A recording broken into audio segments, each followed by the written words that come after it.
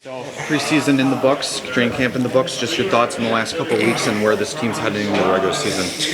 Yeah, I think we're in a good spot. I think we've been practicing really hard. We've been competing out there. I think a couple of our preseason games weren't up to par with our compete. I think obviously it's a lot of timing out there and stuff like that, but the compete maybe wasn't there for a couple of those games, but I thought the last game was pretty good, and I think in practice we've been competing a lot, so we should be ready for game one. Identity has been a key word here throughout the preseason. Where do you see the identity of this team right now? Yeah, I think we gotta get back to what we were doing good last year. I think when we're working hard, we're a good team, and I think there's stretches where we get away from that, and I don't think I think we can learn from last year and really buckle in this year, be focused every game, and you can't afford to lose any points, as we figured that out the hard way last year. So this year I think the preparation's got to be different. We got to be ready each game, and we'll set ourselves up good. What is the challenge of summoning that sort of intensity right from the jump? I think all the motivation we need is right in this room and what happened last year, and I think we're ready to go. I think we've been waiting for this all summer. We felt like we weren't ready to end the year last year, and got cut short from us. So this year I think we're ready to go. We're rejuvenated, and we're excited about the season. How much of a learning experience was that at the end of last year for the guys that had never been through a playoff chase before? Yeah, it's big. I think that those last couple of weeks were essentially playoffs for us. Each game meant so much, and a lot of guys stepped up. So that intensity needs to come from game one. But I think we're in a good spot. We all of us think we got better this year, and hopefully we can move in the right direction. Is there any concern with a power play? It had some. I know preseason only certain units get looks at certain times, but it's struggled a bit in preseason, and obviously we lost some people in that regard. I think it's all, it's back to that timing thing. It's not going to click right away. Just got to keep working at it, whatever it may be. But I think we got to, early in the season, maybe keep it simple and get shots on net and work from there, and then the skill takes over after that. So, once you take a shot, you get the puck back. They're out of position a little bit, and we have a lot of skilled players out there, so we can make plays and, hopefully win games like that. I think, power play and penalty kill is a huge thing in this league. There's a lot of penalties, and, if we can be in a good spot there, we're in a good spot as a team. Yeah, it took a few days to get over that whole night in Montreal. Just the way things unfolded and everything. It did seem like it really stung a lot of guys, obviously. Yeah, for sure. It's it's one of those things where one thing, one way or another, you're either still playing or you're going home. So it was tough, but it's a good learning experience for us, and we take that motivation and come into this year and just be ready from first puck drop. What's the plan with Austin Watson, and just the importance of having that size and that element on the roster? Yeah, I think we're excited to have him in our organization. Obviously, he just signed a contract today. I think with all of our moves here, it's kind of fluid. I think it's today's NHL with where you are in the cap. You're trying to maximize your roster, and so it might not look clean today, as in who's here and who's not, but it's something we're working through. So he's a guy we're very happy to have in our organization. We're going to start with 12 forwards in Detroit, so that might have him spending some time in Grand Rapids to start. Is Justin Hall going to stay up here then? Yeah, still undecided on that. Obviously we have room on 23-man roster, but there's cap implications on it. There's a lot of things fluid on it. Who can go through waivers, who can't. Obviously, unique situation with Jack and his situation affects some things too, which is all part of it. So a lot is fluid right now. What was the message to guys like Marco and Danielson? Keep pushing. Really good camp. Probably more Marco. I think of all those young guys, and they all had really good camps, Marco really stood out. Obviously, some scenarios where he could have found himself in a day one lineup, but that's probably kind of what I alluded to. We're just trying to maximize our roster, and it's not a bad thing for him to go straight down, be playing 22 minutes in every situation, and be a simple call at any time. That was going to be an issue, right, Derek? I mean, he wasn't going to get that type of ice time. No, probably here, not. Probably not, and probably more the reality of everything with it. So, but he made a really good impression on the organization. Did himself really well, and is working certainly in the right direction in the process.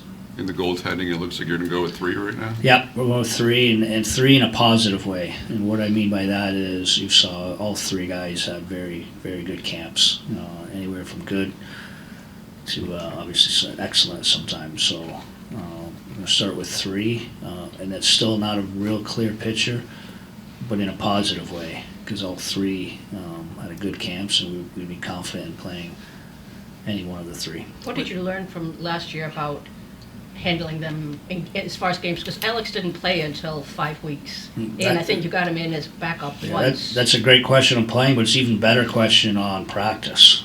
In that, I wouldn't say it was complicated last year. It was new, and finding proper reps with getting guys what they need, along with keeping guys sharp, was a challenge last year.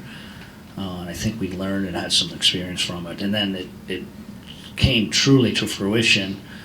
Last year was a little different in that, Alex probably came into camp as a little bit of a distant number 3, and obviously, thank God we did. He ended up carrying our team on a stretch there. So, I think we learned, 1, on managing the games, but 2, managing practice. And so I think we got a little better equipped with it this year. Do you know who you're starting Thursday? No, we'll decide that. And again, but a good problem in that, we came into this, I talked about a blank slate here, but we came into this hoping someone could show us they could help us win on night 1, and the positive is I think all 3 did that in camp. So it's fair to look at, you mentioned Alex last year as kind of being pretty much a 3 coming out of camp. It's fair to kind of look at this year as all 3 kind of on similar footing. Yeah, that's a fair yeah. Way of looking at it. All 3 are pretty in a really good way, in a positive. Did you have any concern about Villy not being able to do that? Because he looked really good in the preseason and after. Well, just Villy's come off injury. Yeah. And what this summer looked like, he had a little extra load, and that was by design, and he handled it very well. So there was some question marks on Villy, physically probably more than anything coming into the preseason, and within his 3 games, he answered those questions.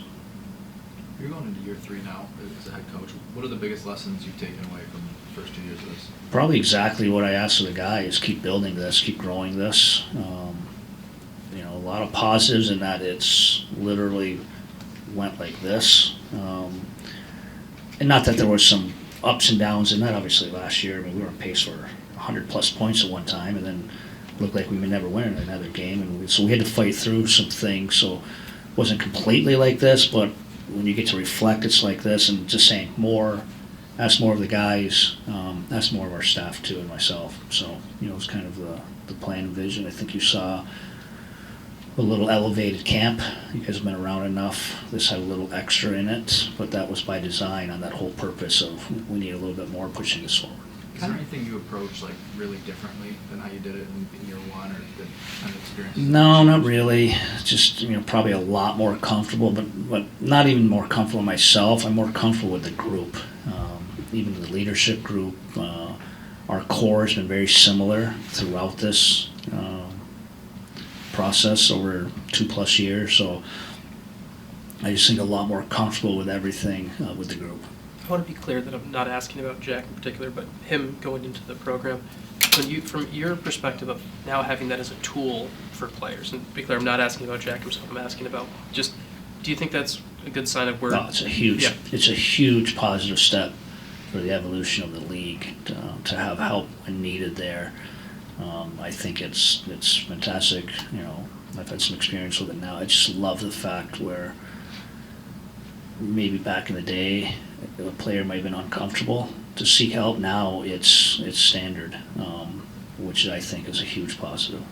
To go back to what you said about the highs and lows of last season, what have you learned in your past 3 years about kind of bringing out more consistency in a group? What are the things you can do as a coach to do that? Yeah, I think sticking to your fundamentals. Again, when we fell a little bit of a stretch there, it was probably our overall defensive play. Offense was a little easier that we gave up. So I just think to try not to ride those lows, and all 32 coaches go through the same ups and downs. I mean, I experienced 11 straight series wins, and we had huge ups and downs in my previous position.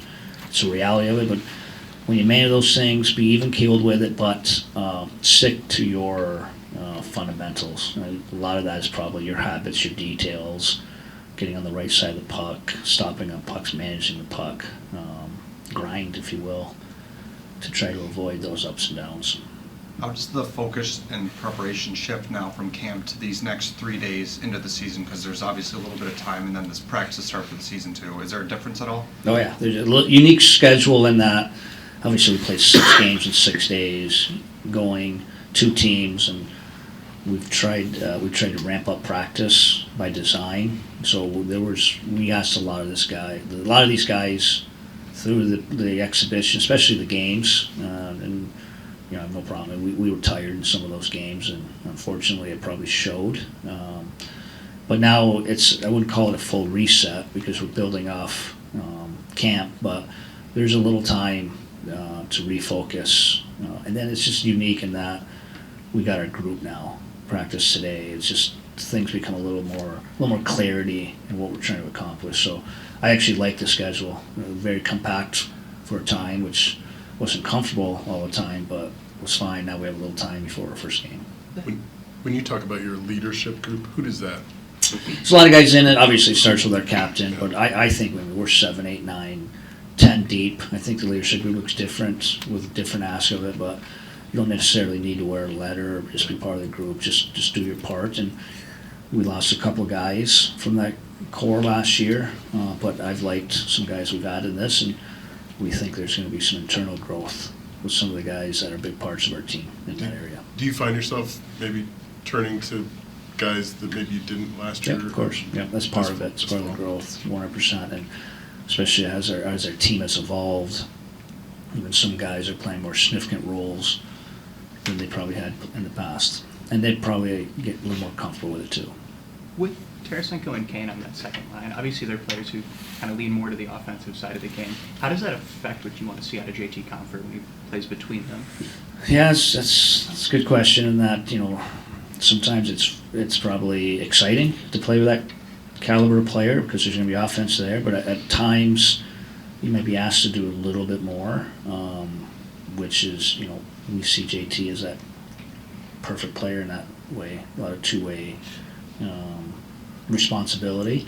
But I think you'll see we've been fared a little more consistent with some of the lines than I had probably anticipated coming into camp, and I think a little of that had to do with the matrix we had to do with our schedule. We had more games than we expected. That game getting moved back, it just changed the whole thing. So we kind of kept some lines there, but I still think you'll see some of our lines fluid. So we're not married to those two, and even that line.